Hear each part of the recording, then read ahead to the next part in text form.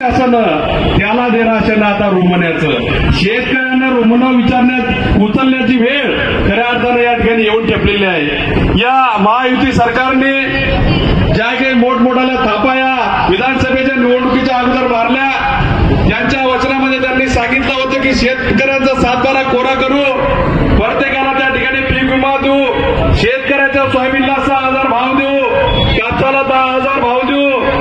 या सगळ्या आश्वासनाला बाजूला ठेवून अजित पवार या ठिकाणी सांगतात आता शेतकऱ्यांनी कर्ज भरून टाकावं। पीक विम्याचे प्रत्येक गावातले 2-2, 4-4 लोकांचे पैसे त्या ठिकाणी येतात। या ठिकाणी कर्जमाफीचे शासन नाव घ्यायला तयार नाही। लाडक्या बहिणीचे पैसे 2100 तर केलेच नाही, परंतु 500 सुद्धा बंद करण्याची वेळ त्या सरकारनं आणलेली आहे। म्हणून हेच मान्यवर आता त्या शासनाच्या विरोधात हा आपला मोर्चाचं नेतृत्व करण्यासाठी या ठिकाणी उभे आहेत। ते प्रशासनाचं या ठिकाणी त्यांच्या वरती आसूड ओढण्यासाठी या ठिकाणी उपस्थित आहेत। महायुतीचं सरकार आलं तर आम्ही सर्वात पहिले शेतकऱ्यांचा 7/12 कोरा करू।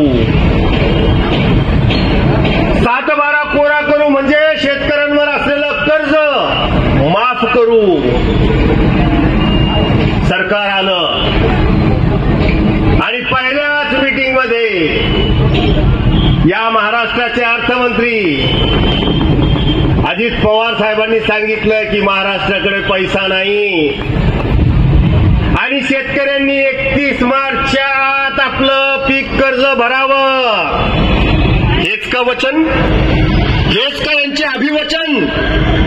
खोटारडेपणा, तुम्हा आम्हा सर्वांना मूर्ख बनवण्याची कामं। दुसरं वचन सांगितलं, आमचं सरकार आलं तर 0 वीज बिल करू शेतकऱ्यांचं, महावितरणचं 0 वीज बिल करू।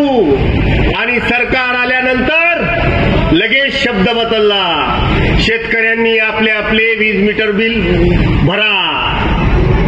अरे काय चाललंय काय? तुम्हाला वचनं दिली होती आणि त्या वचनाची त्यांनी निश्चितपणे पूर्तता केली का? आणि केली जर नसेल तर आजपर्यंत कोण याचा आवाज उचलण्याचा प्रयत्न तरी केला का? बुलढाणा जिल्हा शिवसेनेच्या वतीनं उद्धव बाळासाहेब ठाकरे या गटाच्या वतीनं एक अतिशय भव्य आणि दिव्य असं या जिल्ह्यामध्ये चांगल्या प्रकारे ट्रॅक्टर मोर्चाचं आयोजन करण्यात आलेलं आहे। कारण की जे काही दिलेले वचन आहे ते वचन जर पाळण्यात आले नसतील तर या महायुती सरकारला त्या सरकारमध्ये राहण्याचा काही अधिकार नाही, अशा प्रकारचं जाहीरपणे मी त्यांना सांगू इच्छितो। हजारदाने करतोय हा शेतकरी, जो स्वतः उपाशी राहून दुसऱ्याचं पोट भरतोय। हा शेतकरी ज्या व्यवस्था, ही जी संपूर्ण देशाची व्यवस्था असेल त्या व्यवस्थेचं पोट भरतोय, संपूर्ण जगाचा पोशिंदा आहे। प्रत्येकाचं पोट भरणारा हा शेतकरी मात्र स्वतः उपाशी आहे आणि त्याच्याकडे मात्र कोणाचं लक्ष नाही, हे निश्चितपणे आपण सांगितलं। अनेक वक्त्यांनी या ठिकाणी सांगितलंय की सत्तेवर येण्यापूर्वी आपल्या स्वतःच्या सत्ता टिकवण्यासाठी, स्वतःची खुर्ची टिकवण्यासाठी, पुन्हा सत्तेवर येण्यासाठी या सरकारनं मागच्या काळामध्ये अनेक आश्वासनं आपल्याला दिली, अनेक प्रलोभनं आपल्याला दिली। त्यामध्ये आम्हाला सांगितलं की तुमचा 7/12 कोरा केल्याशिवाय राहणार नाही, तुम्हाला वीज बिल माफ मिळेल, दिवस रात्र तुम्हाला वीज मिळेल, अशा अनेक गोष्टी यांनी निश्चितपणे सांगितल्या। आमचा भोळा बाबा शेतकरी त्यासाठी बळी पडला आणि त्यांना निवडूनही दिलं, निवडून आले, सत्तेवर बसले आणि आपण जसं म्हणतो की लबाडाचं आमंत्रण हे जेवल्याशिवाय खरं नसते, तसं त्यांचं आमंत्रण आपल्याला जेवल्याशिवाय खरं वाटलं नाही। शेतकऱ्याला कर्जमुक्ती मिळाली पाहिजे या भावनेनं मोठ्या संख्येनं आज आमच्या माता भगिनी शेतकरी बांधव उपस्थित आहेत। आपलं सगळ्यांचं मी मनस्वी आभार व्यक्त करतो की एवढ्या मोठ्या संख्येनं पक्षाच्या हाकेला होऊ देऊन या ठिकाणी आपण आज उपस्थित आहात। माननीय उद्धव साहेबांनी सर्वप्रथम कर्जमाफीऐवजी कर्जमुक्ती हा शब्द वापरला की शेतकरी हा काही लाचार नाहीये, तो याचक नाहीये, खऱ्या अर्थानं तो बळीराजा आहे, या जगाचा पोशिंदा आहे आणि त्यामुळं तो कर्जमुक्त झाला पाहिजे या भावनेनं महाविकास आघाडी सरकारनं त्यावेळेस कर्जमुक्ती दिली आणि तीच भूमिका घेऊन की महायुती सरकारनं जे फसवं आश्वासन दिलं, जे खोटारडं आश्वासन दिलं, या सरकारला भानावर आणण्यासाठी, निर्दयी खोटारड्या सरकारला भानावर आणण्यासाठी आज आपण या ठिकाणी जिल्हाधिकाऱ्यांना निवेदन देतो आहे की सरकारनं जो शब्द दिलेला होता शेतकऱ्यांना तो शब्द पाळला पाहिजे. जिल्ह्यामध्ये अनेक प्रश्न आहे. पीक विम्याचा प्रश्न आहे, ठिबक सिंचन, तुषार सिंचनाच्या अनुदानाचा प्रश्न आहे, घरकुलाच्या अनुदानाचा प्रश्न आहे. हे अनेक प्रश्न तात्काळ सरकारनं सोडवले पाहिजे, ही सुद्धा शिवसेना पक्षाची आग्रही मागणी आहे. मागच्या काही दिवसामध्ये अजितदादा म्हणाले की सरकारजवळ द्यायला दमडी नाही, त्यामुळे सरकार शेतकऱ्यांना कर्जमुक्ती देऊ शकत नाही. अजितदादा क्या हुआ तेरा वादा, अशी आज म्हणण्याची परिस्थिती आहे. आणि अजितदादा तर बोललेच, पण फडणवीस सरकार आणि एकनाथ शिंदे सुद्धा याच्यावर काही बोलायला तयार नाही. भाऊ असं म्हणतात, ढवळ्या शेजारी पवळ्या बांधला, वान नाही पण गुण लागला, द्राक्षाचा वेल निंबावर गेला, कडू कशा तर संगतीनं झाला, अशी आजच्या सरकारची परिस्थिती झालेली आहे.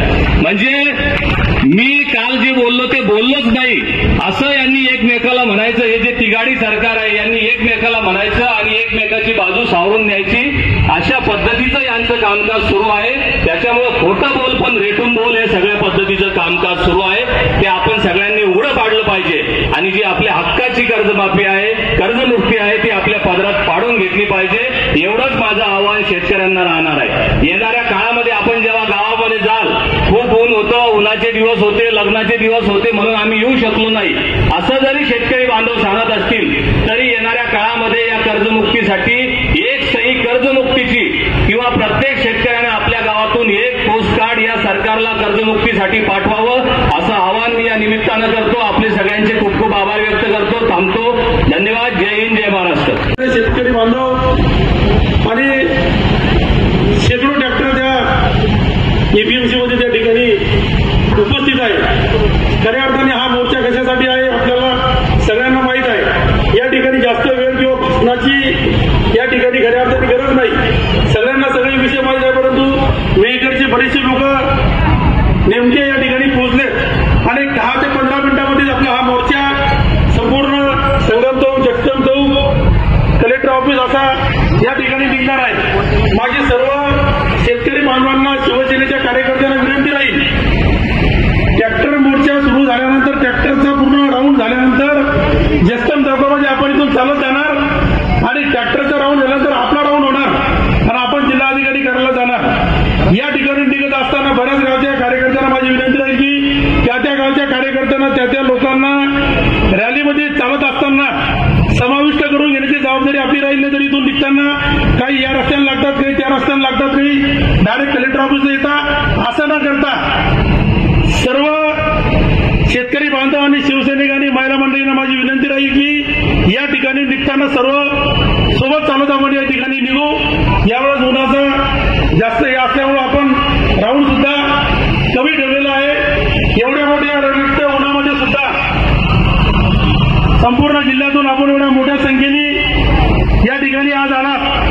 खऱ्या अर्थाने आधीच्या वक्त्यांनी या ठिकाणी सांगितलं, शेतकऱ्याच्या मालाला भाव नाही, शेतकरी खुश नाही, महिला भगिनी खुश नाही, बेरोजगारी वाढली, गावागावामध्ये पिण्याचं पाणी नाही, समस्याचा डोंगर आहेत. या सरकारने गेल्या 3-4 महिने आधी वेगवेगळ्या सरकारनं आपल्या आश्वासनाची खैरात वाटली आणि त्या खैरातीच्या भरोश्यावर विधानसभेच्या निवडणुका त्या ठिकाणी जुमला करून जिंकल्या आणि निवडून आल्यानंतर आता म्हणतात की कर्जमाफीला पैसे नाही, महिलांना 2100 रुपये द्यायला पैसे नाही, शेतकऱ्याच्या पीक विम्याला पैसे नाही, शेतकऱ्याच्या ठिबकचे सगळ्याला अनुदान द्यायला पैसे नाही.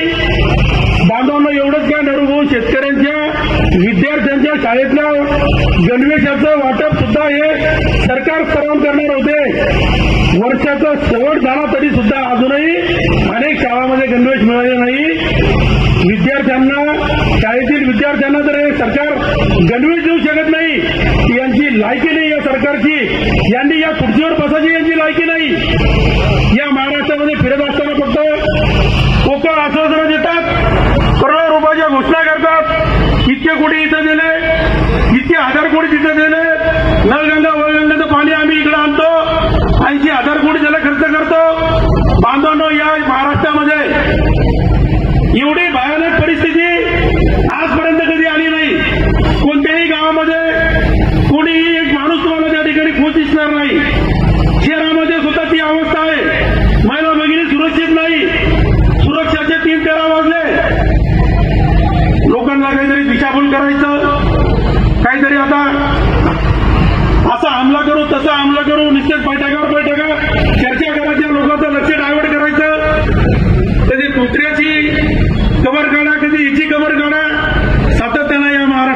शेतकऱ्यांना या सरकारने दिशाभूल करून लोकांचं लक्ष फक्त डायव्हर्ट करायचं, लोकांना दिशाभूल करायचं, या पद्धतीने या लोकांनी सगळं दिशाभूल करून निवडणुका जिंकल्या. परंतु या सरकारला उद्धव बाळासाहेब ठाकरे शिवसेना रस्त्यावर उतरून जाब विचारल्याशिवाय राहणार नाही. त्यासाठीच आज हा मोर्चा आहे. बांधवांनो, 5 वर्षात सुद्धा आपण या लोकांना सळगूबळ केल्याशिवाय राहणार नाही. आपल्या न्याय हक्काचं, आपल्या शेतकऱ्याच्या न्याय हक्काचं मिळून घेतल्याशिवाय आपण या ठिकाणी राहणार नाही. पुनश्च मी या ठिकाणी आपण सगळ्यांचं आल्याबद्दल बुलढाणा जिल्हा शिवसेनेच्या वतीनं मनापासून अभिनंदन करतो. थांबतो. धन्यवाद. सगळं सोडत फक्त आपल्या शेतकरी बांधवांसाठी, माझ्या बळीराजासाठी या ठिकाणी एवढ्या प्रचंड संख्येनं उपस्थित असलेले आणि अजून एवढ्याच मोठ्या संख्येने रस्त्यावर येऊन सध्या या ठिकाणी पोहोचण्यासाठी रस्त्यावर असलेले माझे सगळे शिवसैनिक बंधू आणि भगिनींनो, शेतकरी बांधवांनो, सगळ्यांना सर्वप्रथम जय महाराष्ट्र. आज या ठिकाणी आपण सगळेजण आपल्या शेतकरी बांधवांच्या हक्कासाठी, त्यांच्या न्याय मागण्यांसाठी आज या जिल्हाधिकारी कार्यालयावर भव्य ट्रॅक्टर मोर्चाचं आयोजन करण्यात आलेलं आहे. हे सरकार, महायुतीचं सरकार ज्यावेळी सत्तेवर आलं, सत्तेवर येत असताना निवडणुकीपूर्वी खूप मोठ्या मोठ्या घोषणा यांनी दिल्या आणि त्यामधली एक घोषणा होती ती म्हणजे आम्ही शेतकऱ्यांचा 7/12 कोरा करू, शेतकऱ्यांचा 7/12 कोरा करू ही घोषणा दिली. निवडून आले, सत्तेवर आले आणि 3 महिन्यानंतर यांचे उपमुख्यमंत्री त्या ठिकाणी जाहीर सांगतात की आम्ही शेतकऱ्यांना कर्जमाफी देऊ शकत नाही, शेतकऱ्यांनी 31 मार्च पूर्वी कर्ज भरावं. सांगा, आपल्या शेतकऱ्यांची सरळ सरळ फसवणूक करण्याचं काम, बळीराजाचा विश्वासघात करण्याचं काम या महायुतीच्या सरकारनं केलंय आणि त्या विरुद्धचा हा आक्रोश आज प्रत्येक गावागावातून, जिल्ह्यातून, गावागावातून, पाड्यापाड्यांमधून आणि वस्त्यांमधून समोर येतो आहे. आम्हाला एकीकडे सांगितलं, शेतकरी बांधवांना सांगितलं की तुमचा 7/12 कोरा करू, तुम्हाला कर्जमाफी देऊ. अरे हे तुमचं सरकार विश्वासघातकी अशी ही लोक आहेत. एक व्यक्ती केवळ असा होता की ज्यांनी दिलेला शब्द पाळला, ते म्हणजे माननीय या राज्याचे माजी मुख्यमंत्री आणि शिवसेना पक्षप्रमुख आदरणीय उद्धव बाळासाहेब ठाकरे, ज्यांनी शब्द दिला होता की आम्ही शेतकऱ्यांची कर्जमाफी करू. आदरणीय उद्धव ठाकरे साहेब ज्यावेळी मुख्यमंत्री झाले, एका क्षणात त्यांनी शेतकरी बांधवांची 2 लाखापर्यंतचं कर्ज माफ केलं. जे नियमित कर्ज भरणारे होते त्यांना 50,000पर्यंतचं अनुदान दिलं. याला म्हणतात दिलेला शब्द पाळणं. तुम्ही काय सांगताय? तुम्ही विश्वासघात करून आज दिलेला शब्द पाळत नाही. हे सरकार केवळ भांडवलदारांचं सरकार आहे. हे सरकार केवळ कारखानदारांचं सरकार आहे. आणि का कारखानदारांचं, भांडवलदारांचं सरकार आहे असं मी म्हणते? कारण मागच्या 10 वर्षामध्ये या सरकारमध्ये सार्वजनिक बँकांनी जवळपास 16,35,000 कोटी रुपयांचं कर्ज हे बुडीत खात्यामध्ये टाकलेलं आहे आणि ही माहिती स्वतः केंद्र सरकारने दिली. हे जे काही बुडीत कर्ज आहे म्हणजे राईट ऑफ केलेलं कर्ज आहे, हे कर्ज बुडीत खात्यात टाकण्यामध्ये कोणती बँक बांधवांनो सगळ्यात पहिल्या नंबरवर आहे? तर ती आहे भारतीय स्टेट बँक. ही बँक सगळ्यात पहिल्या क्रमांकावर आहे की ज्या बँकेने कारखानदारांची अनेक हजारो लाखो कोटींची कर्ज माफ केली आहे.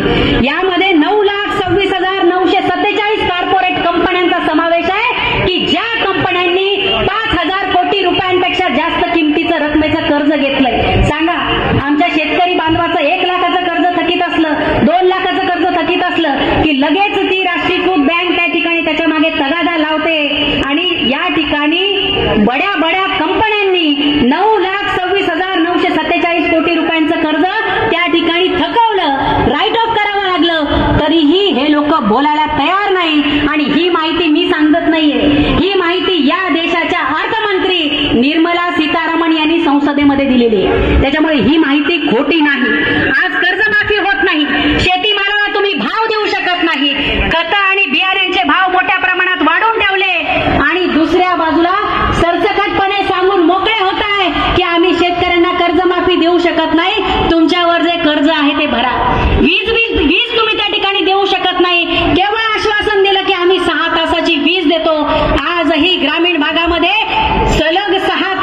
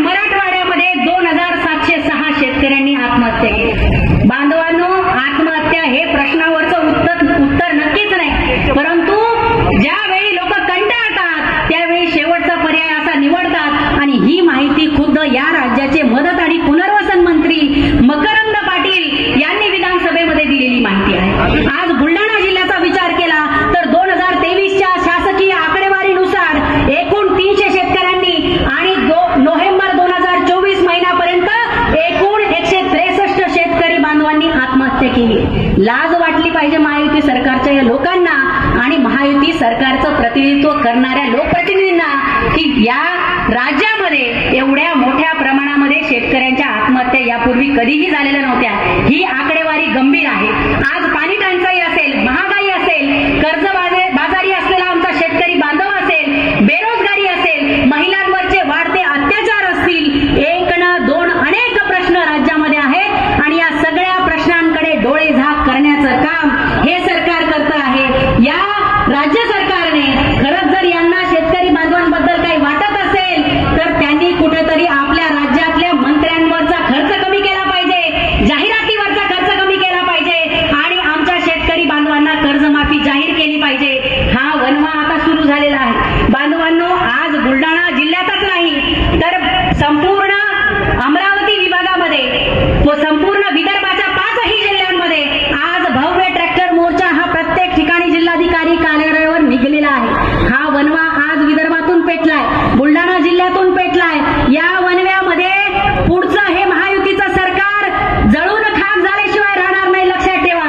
कारण सुरुवात आता झाली आहे. महाराष्ट्रभरामध्ये कर्जमाफी झालीच पाहिजे यासाठी हे आंदोलन पेटणार आहे आणि संपूर्ण महाराष्ट्रातला शेतकरी बांधव जेव्हा रस्त्यावर येईल, ट्रॅक्टर रस्त्यावर येतील, शेतकरी रुग्ण हातात घेऊन जेव्हा सरकारच्या विरोधात रस्त्यावर येतील तेव्हा या सरकारला घुटणे टेकावे लागतील. तेव्हा आमच्या बळीराजाला कर्जमाफी द्यावीच लागणार आहे. त्याशिवाय आपण स्वस्थ बसायचं नाही.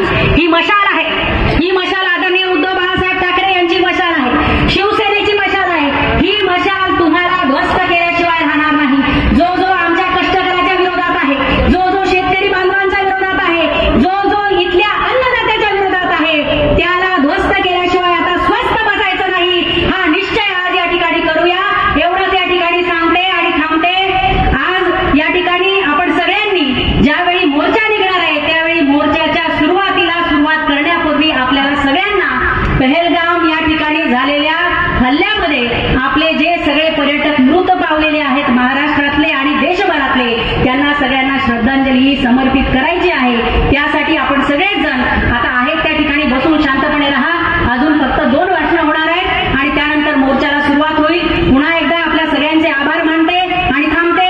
धन्यवाद. जय हिंद, जय महाराष्ट्र.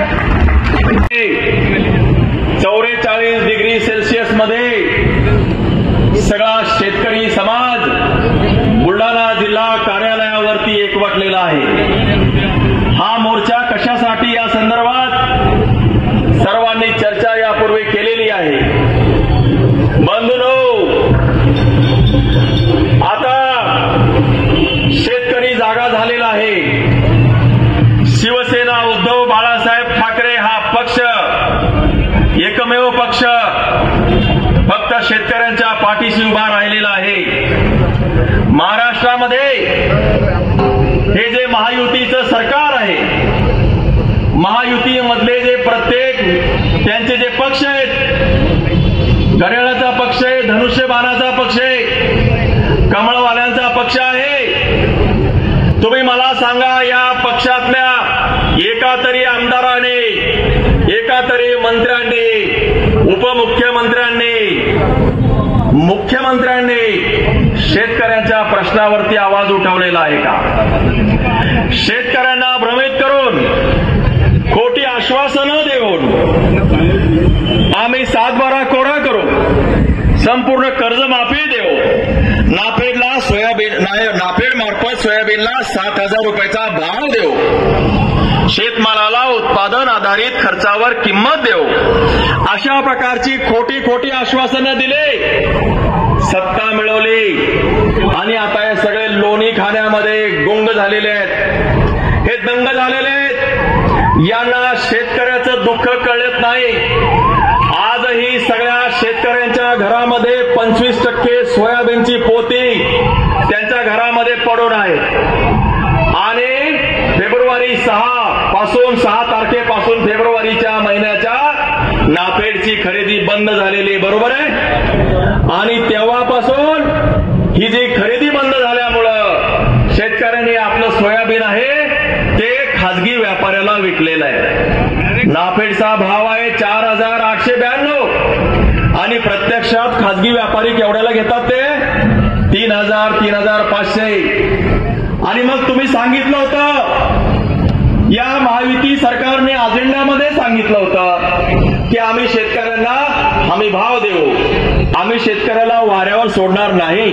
मग हे काय केलं? आज शेतकरी 3,500 रुपयाचा प्रति क्विंटल भाव त्यांनी खाजगी व्यापाऱ्यांना विकलेला आहे. मधला त्याचा जो फरक आहे तो त्याला तोटा सहन करावा लागलेला आहे. शेतकऱ्यांच्या घरामध्ये लग्न होतात, मुलींचे लग्न होतात, मुलांचे लग्न होतात, व्यवसाय उदीम करावा लागतो, पैसा कुठून आणणार आहे? आणि म्हणून यासाठी जो काही निगरगट्ट, जे काही झोपलेलं सरकार आहे त्याला जागा करण्यासाठी शिवसेना उद्धव बाळासाहेब ठाकरे यांचा पक्ष आज एकवटलेला आहे. विदर्भामधल्या 5 जिल्ह्यामध्ये आज एकाच दिवशी एकाच वेळी हे शेतकरी ट्रॅक्टर मोर्चा आयोजित केलेला आहे. मी स्वतः मेकर पासून ट्रॅक्टर चालवत आलेलो आहे. आम्ही जे बोलतो ते करतो. शेण पडल्यानंतर माती घेऊनच उठणार. नेतेगिरी करण्यासाठी आम्ही इथे कोणी बसलेलो नाही. जवळपास 300 ते 400 ट्रॅक्टर आमचं त्या भागातून येत आहे. या भागामधून असे 500-600 ट्रॅक्टर आज ट्रॅक्टरचं भगवं वादळ आज बुलढाणा जिल्हा कार्यालयावरती धडकलेलं आहे आणि या मार्फत आपली ही सुरुवात झालेली आहे. हे आज झोपलेले आहेत, यांनी आज झोपेचं सोंग केलेलं आहे. मी विधानमंडळामध्ये सुद्धा सोयाबीनचा प्रश्न उपस्थित केलेला आहे, एकदा नव्हे वारंवार उपस्थित केलेला आहे. शेतकऱ्याच्या आत्महत्या होतात, यांच्याकडे यांचं लक्ष नाही. जो काही शेतकरी उत्पादनावर आधारित जो काही खर्च होतो त्याच्यावर यांना माहिती नाही, यांना काहीच माहिती नाही. हे मिडल क्लास लोकांचं सरकार आहे, मिडल क्लास. शेतकऱ्यांचं सरकारच नाही. यातला नेते बघा, सगळे नेते बघा, हे कोणतेही शेतकऱ्यांची बाजू मांडत नाहीत. आणि मी स्वतः पाहिलंय विधानमंडळामध्ये कोणताही मंत्री, कोणताही आमदार सत्ताधारी पक्षाचा, ना उपमुख्यमंत्री ना मुख्यमंत्री शेतकरी प्रश्नावर गंभीर आहेत. कोणी गंभीर नाही. विधानमंडळामध्ये मी स्वतः बुलंद आवाज उठवलेला आहे आणि म्हणून आपल्याला आता विधानमंडळामध्ये आम्ही तिकडे 20 लोक आहोत. हे 20 लोक 20 जरी असलो तरी फडणवीस सरकारला आम्ही भारी आहोत. आम्ही तिकडे विधानमंडळामध्ये आणि आपण सगळेजण रस्त्यावरती आणि विधानमंडळामध्ये आपण सगळेजण एक येऊ आणि शेतकऱ्यांच्यासाठी सरकार जे आज झोपलेलं आहे, झोपेचं सोंग करत आहे, त्यांना आपण भानावर आणू. त्यांना भानावर आणल्याशिवाय जमणार नाही. स्वामीनाथन आयोग आहे, काय म्हणतोय स्वामीनाथन आयोग? ते म्हणतात साधी गोष्ट आहे, शेतकऱ्याचं बियाणं, पेरणी, कोळपणी याला जो येणारा खर्च आहे तो खर्च, त्यानंतर उत्पादनासाठीचा खर्च, त्या शेतावर काम करणाऱ्या मजुरांचा जो खर्च, हा जो खर्च एकत्रित करा आणि 20% त्याच्यामध्ये जो काही प्रॉफिट आहे तेवढा धरा आणि त्याच्यावर आधारित तुम्ही प्रत्येक पिकासाठी हमी भाव जाहीर करा. किती पिकासाठी हमी भाव जाहीर केला? फक्त काही सर्टन पिकासाठीच केला. सगळ्या पिकासाठी हमी भाव जाहीर केला पाहिजे. आणि हमी भाव एकदा जाहीर केला तर ते जे काही पीक आहे ते सगळं माल आहे, तो माल त्यांनी संपूर्णपणाने विकत घेतला पाहिजे. आणि जर विकत घेता आला नाही तर त्याचा भाव फरक आहे तो सरकारने दिला पाहिजे. बरोबर आहे की नाही? आणि म्हणून ही मागणी रेटण्यासाठी आपण सगळेजण एकवटलेलो आहे. शेतकरी आज कर्जामध्ये आहे, त्याची कर्जमाफी करण्यासाठी आपली मागणी आहे. त्याचबरोबर उत्पादन खर्चावर आधारित प्रत्येक पिकासाठीचा भाव यांनी डिक्लेअर केला पाहिजे. पीक विम्याचा गोंधळ तुम्हाला माहिती आहे का? एका गावामध्ये काही लोकांना पीक विमा मिळालाय आणि काही लोकांना पीक विमाच नाही मिळालेला. पीक विमा यांनीच योजना जाहीर केली आणि ह्यांनीच योजना बंद केली. यांना जे वाटतंय तसंच ते करतात. एसी मध्ये बसतात आणि योजना असतात. हे योजना पीक विमा कंपन्यांच्या भल्यासाठी करतात, शेतकऱ्यांसाठी करत नाही. आज रोजी जे काही शेतकरी आहेत, प्रत्येक पीक विमा कार्यालय समोर जा, हजारो म्हणजे शेकडो लोक आज रोजी उन्हातानामध्ये पीक विमा कार्यालयामध्ये चेक करतात आमचं नाव आहे की नाही. आणि कोणत्याही प्रकारची यांच्याकडे सिस्टम नाही. म्हणून शेतकऱ्यांना सरसकट सगळ्याच्या सगळा पीक विमा ज्यांनी अर्ज भरले त्यांनाही, ज्यांनी भरले नाहीत त्यांनाही सगळ्यांना पीक विमा यांनी मंजूर करण्याची आवश्यकता आहे. ती सुद्धा मागणी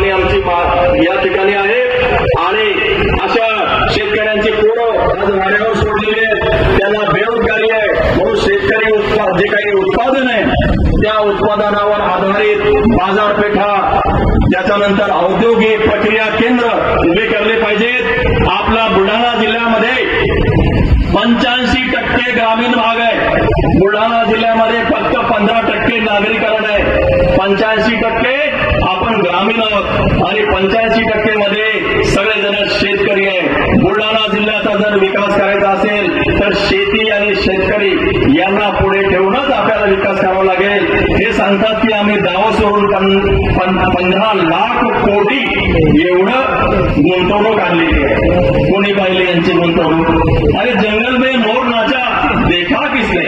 आम्हाला काय माहिती तुमचं ठाण्याचं, मुंबईचं, पुण्याचं आणि नागपूरचं जे पर कॅपिटल उत्पन्न आहे, दरडोई उत्पन्न, ते 3 लाख 4 लाख प्रति माणसी येतं. आणि बुलढाण्याचं किती येतं?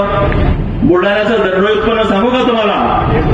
त्यांचं 3 लाख आहे, 4 लाख आहे, 5 लाख आहे, 10 लाख आहे. त्या फक्त 4 जिल्ह्याचं. बुलढाण्याचं दरडोई उत्पन्न फक्त 88,000 आहे मित्रांनो, 88,000 रुपये. कुठे आहोत आपण? कसली नीती, कसली धोरणं आणि काय करताय शेतकऱ्यांसाठी? आणि म्हणून ह्या सगळ्या प्रश्नावरती जाग करण्यासाठी इथलं जे धोरण आहे, नियोजन आहे, हे सगळं पुन्हा एकदा नव्यानं बांधण्यासाठी, या सरकारला जबाब विचारण्यासाठी पहिल्यांदा आपण हा भव्य दिव्य असा ट्रॅक्टर मोर्चा या ठिकाणी आयोजित केलेला आहे. माननीय उद्धव बाळासाहेब ठाकरे साहेबांनी आदेश दिला आणि आपण सगळ्यांनी तो पाळलेला आहे. उद्धव साहेबांनी सांगितलेलं आहे की आज शेतकऱ्यांच्या पाठीमागं, शेतकऱ्याच्या रस्त्यावर, शेतकऱ्याच्या बांधावर, शेतकऱ्याच्या शेतावर पाठीमागं खंबीरपणानं उभं राहायचंय. आणि ही शिवसेना, उद्धव ठाकरे पक्षांचे सगळे नेते, कार्यकर्ते यानंतर खऱ्या अर्थानं शेतकऱ्याच्या पाठीमागं उभे राहणार आहेत. तो विश्वास मी या ठिकाणी देतो. आणि आपण जे अभेद्य असे एकजूट या ठिकाणी दाखवले त्याबद्दल मी तुमचं अभिनंदन करतो. मला या ठिकाणी बोलण्याची संधी मिळाली त्याबद्दलही आभार मानतो आणि माझे 2 शब्द थांबवितो. जय हिंद, जय महाराष्ट्र. त्यांना विनंती आहे, उन्हाचं या ठिकाणी आपण सगळेजण उन्हातच काम करणारे लोक आहे, शेतामध्ये दिवसभर राबणारे लोक आहे. एक दिवस बापासाठी, एक दिवस अन्नदातासाठी आपण या ठिकाणी उन्हामध्ये चालायचंय. डोक्यात टोपी घाला, रुमाल घ्या, पण या ठिकाणी जिल्हाधिकारी कार्यालयापर्यंत ट्रॅक्टरच्या पाठीमागं आपल्या सगळ्यांना आपला सातबारा कोरा करण्यासाठी आपण सगळ्यांनी या ठिकाणी या मोर्चामध्ये चालायचंय. एवढी विनंती मी तुम्हाला या ठिकाणी करत आहे. यानंतर शेवटचं भाषण मी ज्यांना विनंती करतो, जिल्ह्याचे संपर्क प्रमुख आदरणीय नवभाऊ खेडेकर यांनी या ठिकाणी मार्गदर्शन करावं. मागील जवळजवळ 1.5-2 तासापासून आपण या ठिकाणी या रखरखत्या उन्हामध्ये बसलेला आहात. जिल्ह्याच्या कानाकोपऱ्यातून आपण आला. आमचे नेते अरविंदजी सावंत साहेब आणि उपनेते नितीनजी देशमुख यांनी पश्चिम विदर्भामध्ये शेतकऱ्यांचा ट्रॅक्टर मोर्चा आज 5ही जिल्ह्यामध्ये आयोजित केला आणि त्याचाच एक भाग म्हणून अतिशय भव्य दिव्य असा ट्रॅक्टर मोर्चा आपल्या या ठिकाणी संपन्न होत आहे. उद्देश सगळ्यांचा एकच आहे की कुठेतरी जगाचा पोशिंदा म्हटलं जातं, या ठिकाणी कृषीप्रधान देश म्हटलं जातं. सातत्यानं शेतकऱ्यांबद्दल संवेदना दाखवली जाते आणि निवडणुकीच्या वेळी भूलथापा देऊन कुठेतरी त्याची मतही घेतल्या जातात. परंतु तदनंतर काय, आणि तुम्हीच जे बोलला त्याचीच आठवण आम्ही तुम्हाला करून देण्यासाठी म्हणून या ठिकाणी हा मोर्चा आयोजित केला. ते काय बोलले, त्याला लोक कसे बोलले, ते कसे विजयी झाले, कसे सगळे पक्ष एकत्र करून खिचडी करून महायुतीचं सरकार केलं, हे सगळं आपण पाहतो. परंतु आम्हाला त्याची काही घेणंही नाही. जनमताचा कौल आम्ही मान्य केला आणि आम्ही या ठिकाणी विरोधी पक्षामध्ये बसलो. परंतु शेतकऱ्यांना त्यांना जे जे काही वचनं दिले गेले होते, आश्वासनं दिले गेले होते, त्याची पूर्तता होत नाही हेच नुसतं दाखवायचं आणि नामनिर्वळा व्हायचं अशापैकी आम्ही लोक नाही. जर या ठिकाणी हे लोक काही करत नाही तर आम्ही काही करू. आम्ही तुम्हाला हा कर्जमाफी कर्जमुक्ती हा तुमचा अधिकार आहे. माफी का? चोरी केली, गुन्हा केला, डाका टाकला, आम्ही डाका टाकला बँकावर. विजय मल्ल्यानं काय केलं? नीरव मोदीने काय केलं? मेहुल चौकसीने काय केलं? याच्या चिल्या चपाट्याने काय केलं? अदानीनं काय केलं? अंबानीनं काय केलं? यांना हजारो कोटीचे कर्ज माफ आणि शेतकऱ्यांचा सातबारा कोरा करण्याकरता एवढा विलंब. म्हणून या ठिकाणी आम्ही आपल्या सोबतीनं एक ओंकार भरला.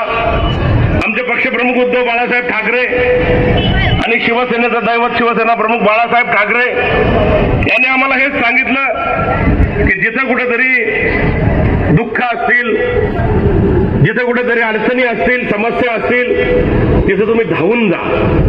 आणि म्हणून आम्ही सगळेच जण या सरकारला जागं करण्यासाठी या ठिकाणी आलेलो आहोत. जोपर्यंत ही कर्जमुक्ती होत नाही तोपर्यंत आम्ही या ठिकाणी स्वस्थ बसणार नाही. मागे 23-24 मध्ये मिटिंगा घेतल्या, 22-23च्या पीक विम्याच्या. बुलढाणा जिल्ह्यामध्ये अपात्र काही शेतकरी ठरवले. कृषी मंत्री धनंजय मुंडे आणि मागच्या वेळेसचे आमदार की ज्यामध्ये एखाद दुसरा नवीन असेल यावेळेस हे सगळेच होते. असं ठरलं की अपात्र शेतकऱ्यांना सुद्धा पात्र करून त्यांचा सुद्धा विमा देऊ. मिळाला अपात्र लोकांना विमा. मागच्या वेळेस 23-24 मधला विमा सुद्धा अद्यापपर्यंत प्राप्त नाही. काल परवा काही ठिकाणचे चेक आले, लोकांनी आमच्या व्हॉट्सअपवर पाठवले. कुठेतरी काही ठिकाणी 200 रुपये, काही ठिकाणी 2000 रुपये अशा पद्धतीनं एक या ठिकाणी हास्यास्पद वागणूक विम्याच्या संदर्भामध्ये सुद्धा होते. कुठेतरी ठिबक सिंचनचं अनुदान मागच्या 3-4 वर्षापासून नाहीये. शेतकऱ्यांना ठिबक सिंचनचं अनुदान मिळणार आहे की नाही? अपात्र विम्याचे लाभार्थी पात्र होणार आहेत की नाही? मागचं आमचं रखडलेलं विम्याचं अनुदान मिळणार आहे की नाही? शेतकऱ्यांना कर्जमुक्त म्हणणारे, करू म्हणणारे करणार आहेत की नाही? माझ्या लाडक्या बहिणींना 1500 काय 2100 देऊ म्हणणारे 2100 देणार आहेत की नाही? हे मूळ प्रश्न त्या ठिकाणी आमचे. मला वाटत नाही एवढा सहजासहजी हे लोक देतील. याच मैदानावर मागच्या वर्षी आपण जमलो होतो. माझा लोकसभेचा अर्ज भरला गेला. दुर्दैवानं थोड्या मतानं आपला पराभव झाला. त्यांनी यश आपल्याला मिळू दिलं नाही. वाटेल ते हातखंडे आपलाव केले, परंतु यश आपल्याला मिळू दिलं नाही. त्यानंतर जयश्रीताईचा अर्ज या ठिकाणी भरला गेला याच मैदानातून. त्यांना सुद्धा केवळ 800 मतानं पराभूत केल्या गेलं. सगळे सरकारी यंत्रणेचा दुरुपयोग केला गेला, परंतु यश त्यांना मिळू दिलं नाही. म्हणून आपण या ठिकाणी मोर्चा काढत आहोत शेतकऱ्यांच्या कर्जमुक्तीसाठी. मग आपल्याला काय ते यश सहजासहजी मिळू देणार आहे पुन्हा एकदा? बिलकुल नाही देणार. म्हणून आपल्याला तीव्र आंदोलन यानंतर पुन्हा एकदा छेडावे लागतील. यासाठी आपल्या सगळ्यांना तयारीत राहिलं पाहिजे. अजून 4 वर्ष बाकी यांच्या निवडणुकीला. आता म्हणतात की आम्ही असं बोललोच नाही. काही म्हणतात जाहीरनामा हा 5 वर्षासाठी आहे. आता मागच्या महिन्यामध्ये तर आमचे एसटी बांधव कर्मचारी, चालक वाहक एसटी महामंडळाचे यांना 60% पगाराचे पैसे पाठवले. नंतर ज्यावेळेस ओरड झाली त्यावेळेस 5-7 दिवसानंतर उर्वरित 40% पाठवले. यांच्या तिजोरीमध्ये पैसे आहेत की नाही? आडमाप कामं मंजूर करून ठेवले. ठेकेदारांचे पैसे नाही दिले गेले. ठेकेदार उपोषण करतायत. सुशिक्षित बेरोजगार भांडतायत. शेतकरी या ठिकाणी आक्रोश करतोय. आत्महत्येचं प्रमाण वाढतंय. तरी सुद्धा सरकारला या ठिकाणी जाग नाही. म्हणून येणाऱ्या काळामध्ये हे आंदोलनाची धार तुम्हाला आम्हाला, आम्ही काही नकली शिवसेना या ठिकाणी नाही त्या मिंदेगडासाठी. आम्ही काही नकली शेतकरी नेतेही नाही. आम्ही काही सेटलमेंटवाले शेतकरी नेतेही नाही. म्हणून भव्य ट्रॅक्टर मोर्चा या ठिकाणी 500 ट्रॅक्टर आणि हजारो शेतकरी या ठिकाणी आलेले आहेत. तरी पण यापेक्षा सुद्धा कडवट परीक्षा आम्हाला द्यावं लागणार आहे. देता की जाता की खाता लाथा अशा पद्धतीचं आंदोलन भविष्य काळामध्ये सुद्धा आम्हाला करावं लागणार आहे. आणि कुठेतरी या झोपलेल्या सरकारला तुम्हाला आम्हाला वटणीवर आणावं लागणार आहे. म्हणून आजचा दिवस हा एक आंदोलन तर सुरू झालं, एक वनवाचं पेटलं, संपूर्ण यांचं साम्राज्य बेचिराग व्हायला वेळ लागणार नाही. 5 जिल्ह्यातून पश्चिम विदर्भामधून सुरू झालेलं हे आंदोलन पूर्व विदर्भामध्येही जाईल, उत्तर महाराष्ट्रामध्येही जाईल, मराठवाड्यामध्येही जाईल, कुठेतरी आमच्या कोकणामध्येही जाईल आणि संपूर्ण राज्यामधला माझा शेतकरी हा लवकरच या ठिकाणी कर्जमुक्त कसा होईल याकरता आम्ही सगळेच जण प्रयत्न करणार आहोत. मला एक सांगा, या रणरणत्या उन्हामध्ये लोक म्हणतात एप्रिल एंडची हीट, कोणी म्हणतं मे हीट, कुठेतरी लग्न सराई अशा परिस्थितीमध्ये कोणत्या निवडणुका आलेल्या आहेत का? कोणता पक्ष तुमच्याबद्दल बोलतो का? कोणता पक्ष शेतकऱ्यांबद्दल बोलत नाही? अशा वेळेस शिवसेना उद्धव बाळासाहेब ठाकरे पक्ष तुमच्या खांद्याला खांदा लावून 2 पाऊल पुढे जाऊन माझ्या शेतकऱ्यांसाठी लढतो आहे. म्हणून शेतकऱ्यांनी सुद्धा येणाऱ्या काळामध्ये या आंदोलनाची व्याप्ती वाढवण्यासाठी आपण या ठिकाणी आलं पाहिजे. नाही तर नुसतंच ते बोलतायत की आम्ही असं बोललोच नाही, आम्ही असं ऐकलंच नाही, कुठेतरी रवी शेरवाल म्हणतो की आम्ही पाहायला देणारे पैसे म्हणून माहितीच नाही. मंत्री कसं काय बोलतो? हसन मुश्रीफ त्याच पद्धतीने बोलतात. आणि त्यानंतर सांगितलं की मार्चच्या सगळे पैसे भरून टाका. याचा अर्थ बोलका आहे की आम्ही कर्जमाफी करणार नाही, कर्जमुक्ती करणार नाही. म्हणून अशा निर्लज्ज बेशरम सरकारला वठणीवर आणण्याकरता तुम्हाला आम्हाला नक्की जागरूक राहावं लागेल. काल परवा मराठी इथंच मुख्यमंत्री येऊन गेले. मुख्यमंत्री आले कशासाठी? की आमचे 2 आमदार होते, तुम्ही 1 केला, चांगलं केलं. आभारी. एक खासदार होता, लोक म्हणत होते तिकीट देऊ नका, पडणार आहे, परंतु त्याला पुन्हा एकदा तुम्ही निवडून दिलं. परंतु आमच्या जयश्रीताईंनी एक चांगलं बोलल्या. त्यांनी सांगितलं की आभार कशाचे मानता, माफी मागायला जिल्ह्याची. आभार व्यक्त करण्याची गरजच नाही तुम्हाला, तुम्ही या ठिकाणी येऊन माफी मागितली पाहिजे की आत्महत्या जिल्ह्यामध्ये वाढत आहेत. सोयाबीनला 4,000च्या वर भाव मिळाला नाही, नाफेड ते खरेदी तर त्या ठिकाणी झाली, परंतु कित्येक लोकांना नाफेडचे पैसे अद्यापपर्यंत अप्राप्त आहे. मग कशाचं बळीराजा? आपला खासदार तर त्या प्रत्येक गाडीवर भूमिपुत्र लिहितो. आता ते भूमिपुत्र आहे का? स्वतःचं साधलं म्हणजे तो भूमिपुत्र झाला का? कुठेतरी कित्येक लोकांचे बँकाचे पैसे बुडवले, कित्येक ठिकाणी या ठिकाणी आमच्या जिल्ह्यामध्ये मागे खामगाव तालुक्यामध्ये, शेगाव तालुक्यामध्ये आमचे अनेक लोक केस गळतीनं हैराण झाले. केस गळती संपत नाही, नख गळती आली, मग आता काय मुंडक गळती करायचं वाट पाहणार आहे. म्हणून कुठेतरी खातं जर घेतलं आरोग्याचं, परंतु आपल्या जिल्ह्याचं, आपल्या मतदारसंघाचं आरोग्य जर ठीक नसेल तर या खासदाराला आरोग्यमंत्री म्हणून मिळवण्याचा अधिकार आहे का? हा खरा माझा या ठिकाणी आपल्या सगळ्यांना प्रश्न आहे. म्हणून कुठेतरी सेलेनियमचं प्रमाण वाढलं, कुठेतरी खराब गहू दिला गेला. लोकांना विचारतात हे पाणी कसं आहे, तुमच्या रक्ताचे नमुने दाखवा. सगळे लोक त्रासचे नमुने दिले. आम्ही जाऊन भेटी दिल्या. आमचे दत्ता भाऊ होते, अविनाश भाऊ होते, गजानन वाघ होते, आमचे तालुका प्रमुख. आम्ही सगळे लोक त्या ठिकाणी गेलो. आमच्या महिला आघाडी होती, महिलांचे केस गळती. त्यांनी पाहिलं की आपल्या जसं केशवपंथी पद्धत होती इंग्रजाच्या काळामध्ये, तसेच आमच्या अनेक महिलांचे केस त्या ठिकाणी गेलेले. आणि म्हणून टोलवा ठेवली आयसीएमआरचा रिपोर्ट पाहू द्या, आयुषचा रिपोर्ट पाहू द्या, सिव्हिल सर्जन काय म्हणतो पाहू द्या. अशा पद्धतीनं नुसतंच या ठिकाणी बट्ट्याबोळ त्या ठिकाणी केल्या गेला.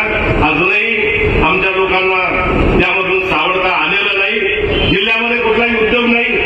शेतकऱ्यांसाठी बोलताना फक्त भूमिपुत्र स्वतःला संबोधणं सोपं आहे, परंतु कुठेतरी आमचा कैलास नागरेसारखा एक शेतकरी, युवा शेतकरी, ज्याला राज्य सरकारनं पुरस्कार दिला, तो ज्यावेळेस या सरकारकडे बोट दाखवून आत्महत्या करतो, त्यावेळेस या सरकारला लाज वाटावी.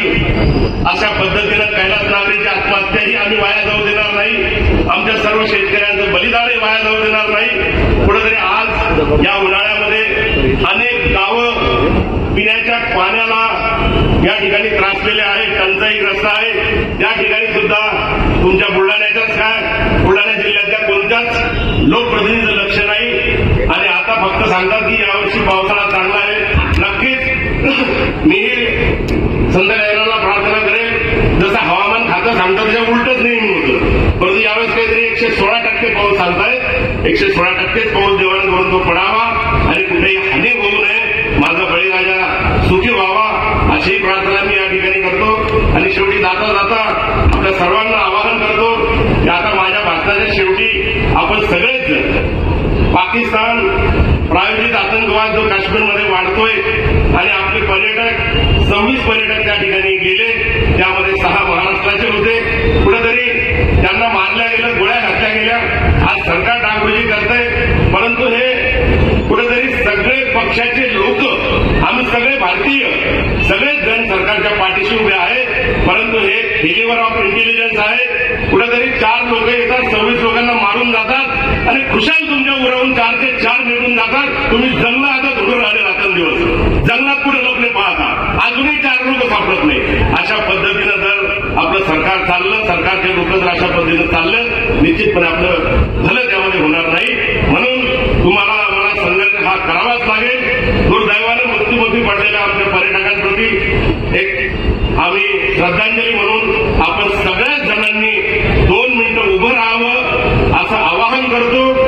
आणि श्रद्धांजली संपल्यानंतर सुरुवातीला महिला, त्यानंतर पुरुष, अशा पद्धतीनं आपल्याला इथून उजव्या हातानं समोर छत्रपती शिवाजी महाराजांच्या पुतळ्यापर्यंत जायचं आहे. सगळे ट्रॅक्टर एका रांगेमध्ये समोर राहतील आणि त्या ट्रॅक्टरांच्या पाठीमागे महिला, भगिनी आणि पुरुष, शेतकरी अशा आम्ही सगळेच जण राहू.